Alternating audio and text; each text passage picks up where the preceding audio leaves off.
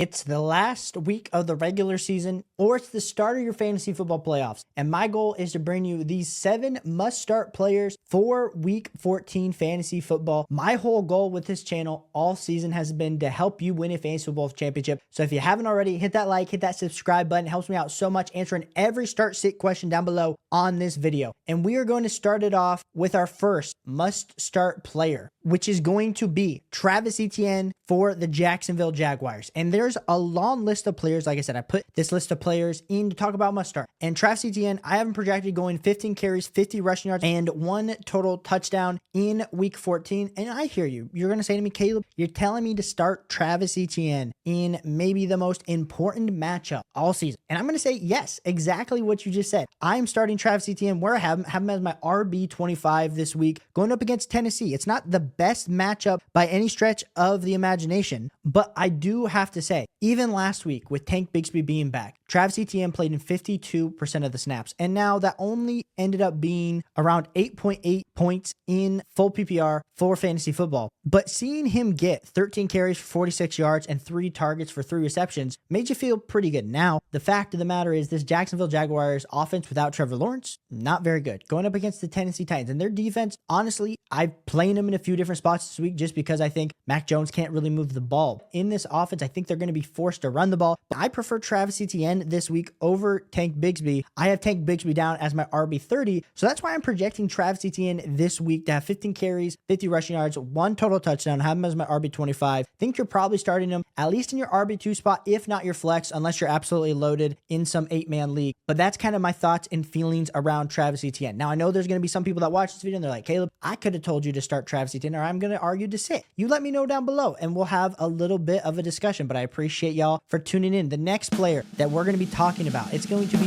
Rico Dowdle for the Dallas Cowboys. And Rico Dowdle last week, I made the mistake in my own fantasy football league of not starting Mr. Rico Dowdle on Thanksgiving. And Rico Dowdle pretty much put on a show last week in full PPR, 21 fantasy points, 70% snap share, 22 attempts for 112 yards versus the Giants. Now, the Giants defense, a little bit different of a matchup this week versus Cincinnati, because Cincinnati, as much as their secondary sucks, I can say that as a Bengals fan, their front 7, it's a little bit better than the Giants in my personal opinion, but I think that this Dallas Cowboys team is going to rely on the volume of a guy like a Rico Dowdle going forward. And that's why I have a projection at 20 carries, 85 rushing yards, and 1 total touchdown. You're going to say, Caleb, but last week he did have 112 yards. I didn't even put in the receptions. I think he will get somewhere around 3 receptions, probably somewhere around 15 yards, but that's going to be enough for Rico Dowdle to get into, like we said, the high teens in fantasy football production. Have him sliding in as my RB14 this week in running back rankings. Rico Dowdle, you got to be starting him if you have him RB2 spot, flex spot. Very similar situation as Travis Etienne. I mean, I have Rico Dowdle clearly ranked higher, but as a must start, you have to be starting some Rico Dowdle going forward. And the next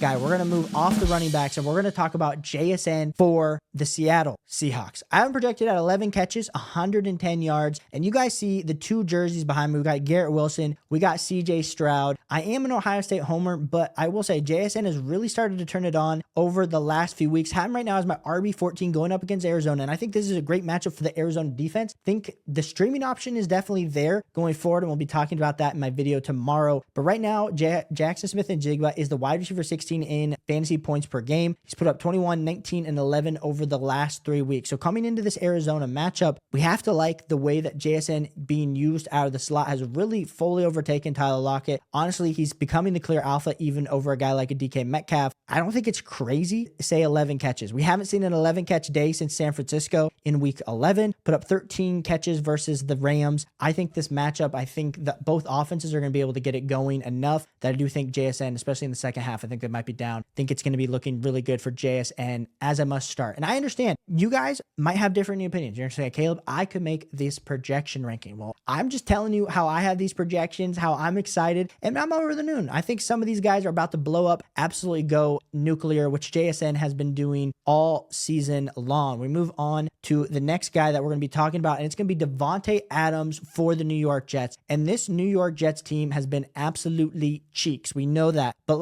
there's going to be a chance too that there's going to be no Breece Hall in this game. But since week 7, Davante Adams, he's had a 26.7% target share, and Aaron Rodgers has been looking at him as the first read about 31% of the time. Now, when we're looking at what he just did against Seattle in week 13, 13, 17.6 fantasy points versus Indy had 13.2 fantasy points in full PPR. Really got it going last week with 12 targets for 5 receptions, 66 yards, and 1 total touchdown. I'm saying that he's even going to have a better day versus Miami, 7 catches, 70 yards, and 1 total touchdown than he did last week. Now, I know this Jets team has struggled to move the ball, and especially if it's looking like there's no Breece Hall. Like I said, this video is coming out on Friday. We'll have to see what Breece Hall's status is heading into Sunday's game. I just think Davante Adams, he's going to want to put on a show versus Miami. They always want to put on a show, so I guess that's maybe something dumb to say. But Davante Adams, I just like this matchup. Have him as a top 20 wide receiver this week. Have him signing in as my wide receiver 17. So I think Davante Adams is a must start, especially with this bye Mageddon. Y'all are probably like, yeah, Caleb, I'm starting Davante Adams. No dip, Sherlock. But I did want to talk about Davante Adams here. My next guy we're starting, it's going to be David Njoku. Tight end 5 for me in full PPR. We saw the Jameis Winston 30 for 30 last week where he's absolutely balling out, throwing the ball to Jerry Jeudy, throwing the ball to David Njoku, but then also losing them the game at the same exact time. I just think David Njoku, have him projected right now for 6 catches, 63 yards, and 1 total touchdown. When we're looking at this tight end landscape across the board, maybe you could argue a guy like, Brock Bowers, Trey McBride, Travis Kelce. At this point, maybe Jonnu Smith over David Njoku, but are you taking George Kittle over David Njoku this week? I know George Kittle has looked good with Brock Purdy, with the backup quarterback, but Jonnu Smith's been absolutely balling.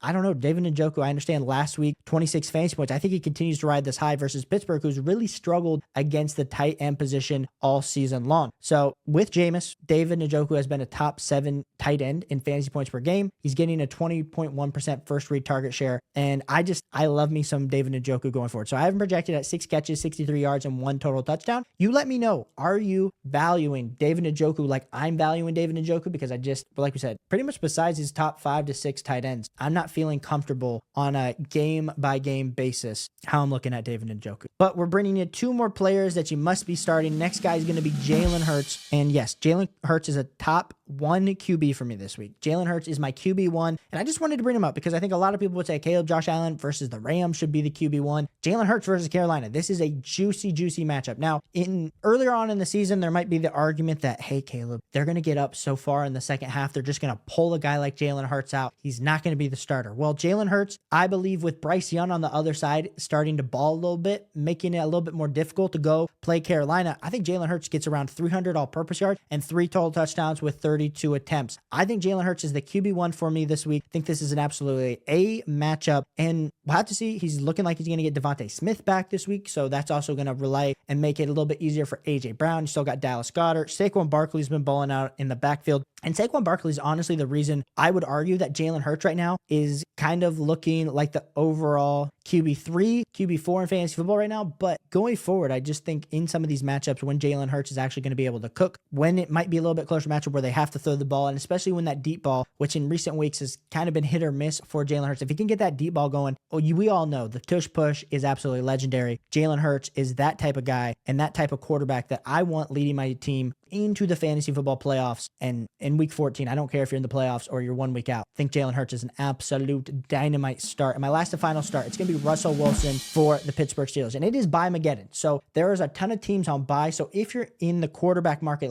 someone asked me a question like, hey, I'm in first round of the playoffs in a Superflex league and Jaden Daniels is on the bench. Sorry if that's you and you're still watching this video, but I do have Russell Wilson projected at 28 attempts, 220 all-purpose yards, and 3 total touchdowns versus the Cleveland Browns. And the Cleveland Browns defense, as much as we saw a little bit of life for them versus the Broncos, I just think Russell Wilson is a sneaky good start this week. I have Russell Wilson sliding in as a QB1 for me, a back-end QB1, my QB11 this week going up against Cleveland. I would say it's a B- matchup. I would say Russell Wilson just overall, he's defied the odds. He's defied the odds of good graces in the fantasy football season. So I definitely think you need to be going out, starting Russell Wilson. If you're super desperate at quarterback, of course, you're not going to be starting him over a guy like a Jalen Hurts or a Joe Burrow or even a Baker Mayfield. But I do think the value is 100% there for Russell Wilson this week in full fantasy football leagues to help you go win a fantasy football championship. So if you like fantasy football, if you like winning, hit that like and subscribe button, answering every start sit question down below. Appreciate you guys for tuning in to this video this week. We'll be putting out another video tomorrow, helping you guys strategize and hopefully win your playoff matchups. Like I said, we're almost there, guys. We're almost there. If you're still tuning in, it's because you're in the playoff hunt, and I so deeply appreciate each and every one of you. Check out these 2 videos if you haven't, and I'll catch you on the next one. Peace.